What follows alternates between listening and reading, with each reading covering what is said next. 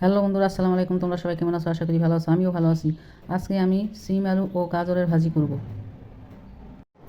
তেল গরম হয়ে গেছে, একটা শুকনো মরিচ ফোড়নে দিয়ে দিব। মরিচটা ভেজে নিব। গাজর কেটে ধুয়ে পরিষ্কার করে নিয়েছি। এখন পেঁয়াজ পাতা দিয়ে দিব।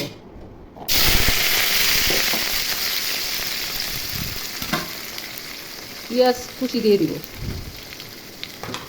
একটু ভেজে নিব। আলু কেটে ধুয়ে পরিষ্কার করে নিয়েছি। সিম কেটে ধুয়ে পরিষ্কার করে নিয়েছি। এখন হলুদ লবণ দিয়ে দিব। অল্প পরিমাণে দিতেছি, 2বার দিব হলুদ লবণ। ভেজে নিব।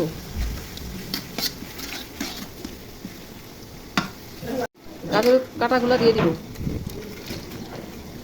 গাজরটা একটু ভেজে নিব।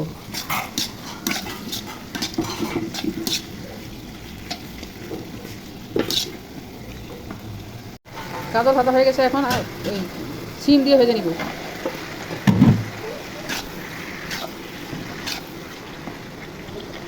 সিম গাজর ভাজা হয়ে গেছে, একটু সিদ্ধ করে নিছি। এগুলো সিদ্ধ হয় না, এই জন্য আগে একটু ভেজে নিলাম। এখন আলু দিব। আগে হলুদ লবণ দিয়েছি অল্প করে, এখন হলুদ লবণ একটু দিয়ে দিব। আলুতে যেন লবণ হলুদ হয়ে যায়। এখন ভালো করে নেড়ে চেড়ে মিশিয়ে নিব।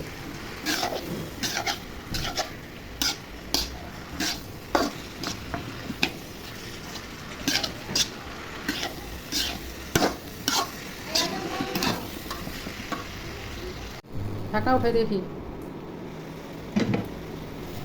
এখন ভাজিতে কাঁচামরিচ দিয়ে দিব। ভাজিটা নেড়ে চেড়ে দিব।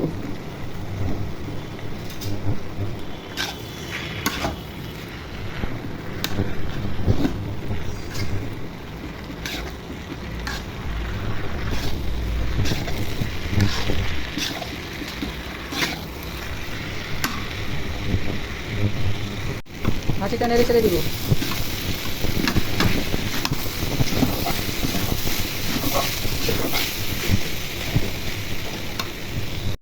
ভাজিটা হয়ে আসছে, ভাজা ভাজা হয়ে আসছে। আর 5 মিনিটের মতো ভেজে ভাজিটা নামিয়ে নিব।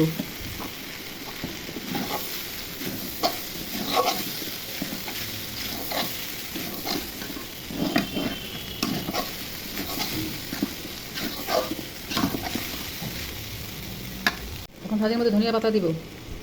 ধনিয়া পাতা দিয়ে ভাজিটা 5 মিনিটের মধ্যে ভেজে ভাজিটা নামাই নিব। ভাজি হয়ে গেছে। সিম আলু ও গাজরের ভাজি হয়ে গেছে। রান্নাটা ভালো লাগলে একটা লাইক দিও। আমার ইউটিউব চ্যানেলটা সাবস্ক্রাইব করে আমার ফেসবুক পেজ ফলো করো। খোদা হাফেজ, বাই বাই। নতুন কোনো রান্নার রেসিপি নিয়ে আবার আসবো।